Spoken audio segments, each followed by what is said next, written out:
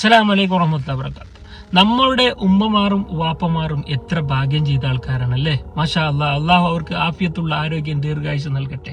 കാരണം എന്ന് വെച്ചാൽ യുവത്വമുള്ള സമയം, അതായത് വിവാഹം കഴിക്കുന്ന സമയം, വിവാഹം കഴിഞ്ഞ സമയമൊക്കെ ഈ സോഷ്യൽ മീഡിയ ഒന്നുമില്ല, ഇൻസ്റ്റാഗ്രാം ഇല്ല, വാട്സപ്പ് സ്റ്റാറ്റസ് ഇല്ല, എൻഗേജ്മെന്റ് എന്ന വലിയൊരു അദാബില്ല, അതുപോലെ തന്നെ മെഹന്തി, യെല്ലോ മെഹന്തി, മറ്റേ മെഹന്തി, അതൊന്നുമില്ല. വീഡിയോ കാസറ്റ് എടുക്കുന്നത് പോലും ഹറാമാണെന്ന് അന്ന് അത്രയും തക്കമുള്ള ആൾക്കാരുള്ളത് കൊണ്ട് വീഡിയോക്ക് മുമ്പിൽ വരുന്നില്ല. ഫോട്ടോ എടുക്കുന്നതിന് മുമ്പ് നമ്മുടെ ഉമ്മമാരൊക്കെ നാണിച്ചു പോകും.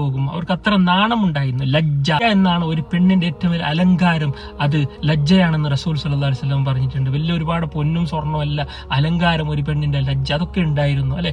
എത്ര ലളിതമായിരുന്നു അവരുടെ ജീവിതം. അതിന്റെ ബർക്കത്ത് ഇപ്പൊ കാണുന്നുണ്ടല്ലോ. അവർ മഗ്‌രിബിന് ശേഷം ഖുർആൻ ഓതുന്നവരായിരുന്നു. സൂറത്തുൽ മുൽക്ക്, സൂറത്തുൽ വാഖിയ, സൂറത്തുൽ യാസീൻ ഇപ്പോഴും ഓതിക്കൊണ്ടിരിക്കുന്നില്ലേ. ആ ഉമ്മമാരുടെ ബർക്കത്ത് കൊണ്ടല്ലേ ഇപ്പോ 40-45 തികഞ്ഞ മക്കൾ ഇപ്പോഴും ഖുർആൻ ഓതുന്നുണ്ട്, മഗ്‌രിബിന് പള്ളിയിലേക്ക് പോകുന്നുണ്ട്. ആ റീൽസിൽ ഒരുപാട് പാട്ടും ഡാൻസും ഇല്ല, ഒരുപാട് മക്കൾ, ബർക്കത്താക്കപ്പെട്ട മക്കൾ ഇപ്പോഴും അതിങ്ങനെ പിന്തുടർന്ന് വരുന്നുണ്ട്. പക്ഷേ ഇപ്പൊ റീസെന്റ് ഈ ഇൻസ്റ്റാഗ്രാം വന്നതിന് ശേഷം, അല്ലെങ്കിൽ ഈ സ്റ്റാറ്റസും സോഷ്യൽ മീഡിയ നിറഞ്ഞ ഈ സമയത്ത് ഉണ്ടാകുന്ന വിവാഹങ്ങൾ നിങ്ങൾ എടുത്തു നോക്കുക. അതിൽ ആദ്യം എന്താണ് അവിടെ കാണിച്ചു കൂട്ടുന്നത് വിവാഹത്തിന്? നിങ്ങൾ ഒന്ന് ആലോചിച്ച് നോക്കുക. നമ്മൾ ഈ പരിശുദ്ധമാക്കപ്പെട്ട ഇസ്ലാം, റസൂൽ സല്ലല്ലാഹു അലൈഹി വസല്ലം നമ്മൾക്ക് നൽകിയത് എത്ര പരിശുദ്ധമാക്കപ്പെട്ട ദീൻ, എത്ര ലളിതമായിട്ടാണ് വിവാഹം കഴിക്കാൻ റസൂൽ നമ്മളെ പഠിപ്പിച്ചത് അല്ലെ. നമ്മൾ ഇന്നത്തെ അല്ലെങ്കിൽ റീസെന്റ് സോഷ്യൽ മീഡിയ വന്നതിന് ശേഷമുള്ള വിവാഹം നിങ്ങൾ എടുത്തു നോക്കുക.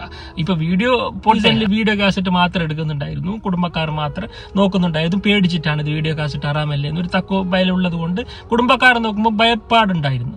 എന്നാൽ ഇന്ന് വീഡിയോ കാസറ്റ് പോട്ടെ, ഒരു വിവാഹം പോട്ടെ, ഇപ്പൊ എൻഗേജ്മെന്റ് എന്ന വലിയൊരു അദാബ് നമ്മുടെ സമുദായത്തിലേക്ക് വന്നു. അദാബിനെ തന്നെ എന്ത് സ്റ്റാറ്റസ് ഇടാൻ വേണ്ടി വെയിറ്റ് ചെയ്യുന്ന പെൺകുട്ടികൾ, എനിക്ക് ഐഫോൺ തന്നെ വേണം, എനിക്ക് സ്റ്റാറ്റസ് ഇടണം, അതുപോലെ 50,000 രൂപ കൊടുത്തിട്ട് വലിയ മേക്കപ്പിന്റെ തന്നെ എനിക്ക് ആളെ കൊണ്ടുവരണം എന്ന കണ്ടീഷൻ പെണ്ണുങ്ങൾ വെക്കുന്നത്. ഈ പാവപ്പെട്ട പ്രവാസികൾ ഇനി കല്യാണം വിവാഹം പോട്ടെ, അതിന് എൻഗേജ്മെന്റിന് ഒരുപാട് പൈസ, ചോക്ലേറ്റിന് ബക്കറ്റ് കൊണ്ടുപോകാൻ അതിന് പൈസ ചെലവാക്കണം, ഐഫോണിന് വേറെ അതിന് പൈസ ചെലവാക്കണം. ബജറ്റ് കൂടുകയാണ്. ഇപ്പം കല്യാണം കഴിക്കുന്ന ആൾക്കാർ ഇപ്പം മടിക്കുകയാണ്. പുരുഷന്മാർ ബജറ്റ് കൂടുന്നു, പെണ്ണുങ്ങൾ ഐഫോൺ തന്നെ ചോദിക്കുന്നു, സ്റ്റാറ്റസ് ഇട്ട് മറ്റുള്ളവർക്ക് കാണിക്കാൻ വേണ്ടി. പിന്നെ ഔറത്ത് നല്ലൊരു സംഭവമേ ഇല്ല, മുടിയൊക്കെ ഇട്ടിട്ട് ബാക്കപ്പ് ഒക്കെ ഇട്ടിട്ട് സ്റ്റാറ്റസ് നാട്ടുകാരെ കാണിച്ചിട്ട് ഇങ്ങനെ റസൂലുള്ളാഹിന്റെ ഈ പരിശുദ്ധമാകപ്പെട്ട നമ്മുടെ ദീനിനെ നമ്മൾ കളങ്കപ്പെടുത്തിയിട്ട്, നമ്മൾ തന്നെ ഈമാനുള്ളവർ കളങ്കപ്പെടുത്തിയിട്ട്, അമുസ്ലിങ്ങൾ പോട്ടെ മറ്റുള്ളവരൊക്കെ മാന്യമായിട്ടാണ് അവർ വിവാഹം കഴിക്കുന്നത്. നമ്മളാണ് ചെയ്യേണ്ടത്, നമ്മൾ മാതൃകയാകേണ്ട നമ്മൾ തന്നെ നമ്മളുടെ ദീനെ നശിപ്പിക്കുകയാണ്, പരസ്യമായിട്ട് നശിപ്പിക്കുകയാണ്. എൻഗേജ്മെന്റ് എന്ന വലിയൊരു അദാബിനെ നമ്മളെ ജമാഅത്ത് എതിർക്കണം. എല്ലാ ജമാഅത്തിലും എൻഗേജ്മെന്റ് എന്നുള്ള ഈ ഒരു സംഭവം, ഈ അനാചാരത്തിൽ ഞങ്ങൾ വരില്ല. അത്രയും അനാചാരം കഴിക്കുന്നത് അല്ലെ, ചോക്ലേറ്റ് കൊണ്ടുപോകുന്നത്, ബക്കറ്റ് കൊണ്ടുപോകുന്നത്, അതുപോലെ തന്നെ പാട്ട്, പെണ്ണുങ്ങളെ കൊണ്ട് പാട്ട് പാടിക്കുന്നത്, വലിയ സ്റ്റേജ്, എനിക്ക് ഒരു മോളാണുള്ളത്, വലിയ സ്റ്റേജിൽ ഹാളിൽ വെച്ച് പരസ്യമായിട്ട് പെണ്ണുങ്ങളെ കൊണ്ട് പാട്ട് പാടിക്കുന്നു. ഇസ്ലാമിന് നിരക്കാത്ത ഒരുപാട് അനാചാരം ചെയ്യുമ്പോൾ അതിനെതിരെ സംസാരിക്കാതെ ഇനിയും നമ്മൾ കണ്ണടച്ചാൽ നമ്മളുടെ സ്വന്തം മക്കളും നാളെ ഇതേ രീതിയിൽ പോയാൽ നമ്മുടെ മക്കളെ നമുക്ക് നാളെ പരലോകത്ത് ഉപകാരപ്പെടില്ല.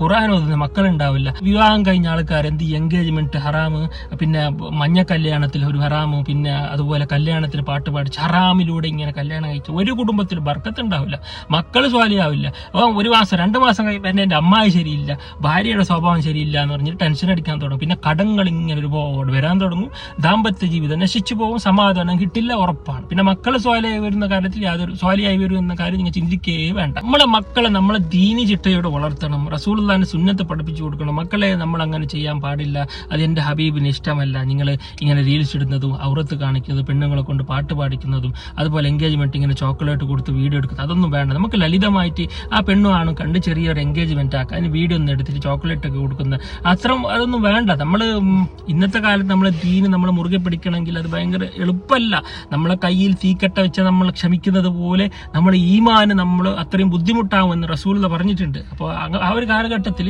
അപ്പോൾ നമ്മൾ സൂക്ഷിക്കുക. നമ്മളെല്ലാ ജമാഅത്തിലും അങ്ങനത്തെ ഈ എൻഗേജ്മെന്റ് കഴിക്കാൻ പാടില്ല, അങ്ങനെ അത്ര വിവാഹത്തിലേക്ക് അത്രയും അനാചാരത്തിലേക്ക് ഞങ്ങളില്ല എന്ന് പറഞ്ഞ് അത് എല്ലാ ജമാഅത്തിലും ഈ എൻഗേജ്മെന്റ് ഇത്തരം അദാബ് നിരോധിക്കണം. അതുപോലെ കല്യാണത്തിന് പെണ്ണുങ്ങളെ കൊണ്ട് പാട്ട് പാടുന്ന സ്റ്റേജ് ഷോ, അതുപോലെ മേക്കപ്പ് ഇട്ടിട്ട് സ്റ്റാറ്റസും അത് ഇൻസ്റ്റാഗ്രാമിൽ പോസ്റ്റ് ഇടുന്ന ഈ പരിപാടി നിർത്തണം. അവർക്കൊരു ക്ലാസ് എടുത്തു കൊടുക്കണം. നമ്മളുടെ ദീനിനെ നമ്മൾ നശിപ്പിക്കാൻ പാടില്ല, ഇങ്ങനത്തെ ക്ലാസ് എടുത്തു കൊടുക്കണം. ഇല്ലെങ്കിൽ എന്ത് സംഭവിക്കും എന്ന് പറഞ്ഞാൽ ഏറ്റവും വലിയ സ്വത്ത് എന്ന് പറഞ്ഞത് നമ്മളുടെ മക്കളാണ്. 18 വർഷക്കാലം കഷ്ടപ്പെട്ട് പഠിപ്പിച്ച് വിദ്യാഭ്യാസമൊക്കെ നൽകി അവരുടെ നല്ലൊരു നിലയിലേക്ക് എത്തിച്ചതിന് ശേഷം നമ്മൾ മരണപ്പെട്ട് കഴിഞ്ഞാൽ അവർ സ്വാലിഹായി വളരാതെ പോയെങ്കിൽ നമുക്ക് മക്കളെ കൊണ്ട് യാതൊരു ഉപകാരമില്ല.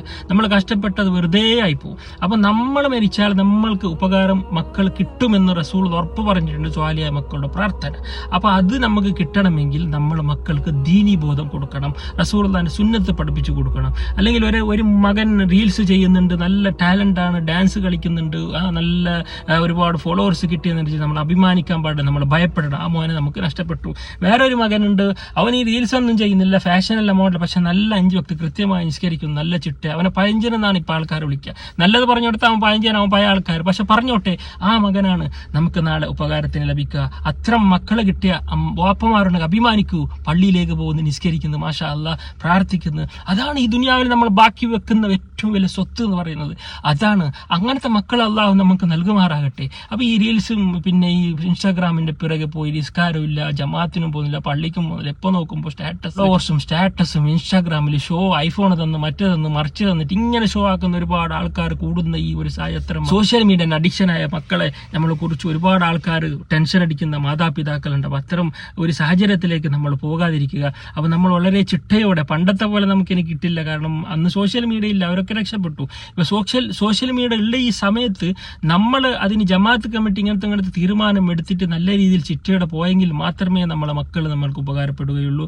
അപ്പൊ ഇൻഷാ അല്ലാഹ് നമ്മളുടെ വിവാഹം, അപ്പോൾ ഓരോ യുവാക്കളും യുവതികൾ തീരുമാനിക്കുക, എനിക്ക് വലുത് എൻ്റെ ദീനാണ്, എല്ലാത്തിനെങ്ങാട്ടും റളീതു ബില്ലാഹി റബ്ബൻ അബിൽ ഇസ്ലാം ദീനൻ അബി മുഹമ്മദിൻ നബിയ്യ, ഇത് എൻ്റെ ദീനാണ്. എല്ലാത്തിനെക്കാളും ഈ ദീനിനെ കളങ്ക വരുത്തുന്ന അല്ലെങ്കിൽ റസൂലുള്ളാഹിക്ക് അള്ളാഹ് ഇഷ്ടപ്പെടുന്ന ഒന്നും എൻ്റെ വിവാഹത്തിന് വരാൻ പാടില്ല എന്ന നിയത്തോടെ ആയിരിക്കണം നമ്മൾ എല്ലാ വിവാഹവും ചെയ്തു പോകേണ്ടത്. ഇൻഷാ അല്ലാഹ് അങ്ങനെയാണ് നമ്മൾ ഓരോ യുവാക്കളും യുവതികളും തീരുമാനമെടുക്കേണ്ടത്. അങ്ങനെ ഉണ്ടെങ്കിൽ മാത്രമേ നമ്മുടെ വിവാഹത്തിൽ ബർക്കത്തുണ്ടാവുള്ളൂ, സന്തോഷം ഉണ്ടാവുള്ളൂ, മക്കൾ നമുക്ക് ഉപകാരപ്പെടുകയുള്ളൂ, നാളെ ജനിക്കാൻ പോകുന്ന മക്കളുടെ പ്രാർത്ഥന നമുക്ക് ലഭിക്കുകയുള്ളൂ.